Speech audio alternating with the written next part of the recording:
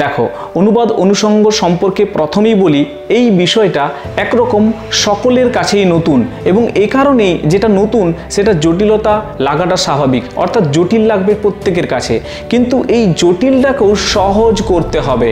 যে যে তথ্যগুলো তোমার দেখা প্রয়োজন, ধরো এই নোটসটা থেকে তুমি সবসময় খেয়াল রাখবে যে এই জায়গাগুলো থেকে প্রশ্ন আসতে পারে।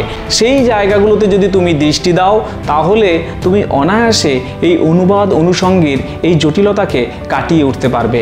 আর যদি তুমি ভুল পথে পরিচালিত হও এবং অযথা তথ্যের ভারে আবারও সেই নিজেকে ভারাক্রান্ত করে ফেলো, তাহলে কোনোভাবেই এসএলএসটির যেদিন তুমি পরীক্ষা দিতে যাবে সেদিন তোমার মাথার মধ্যে অযথা বোঝা নিয়ে তুমি যাবে এবং কোনোভাবেই দেখবে সঠিক পরীক্ষা তুমি দিতে পারছো না, অর্থাৎ অনেক সহজ প্রশ্ন তুমি তার ভুল উত্তর করে দিয়ে আসছো।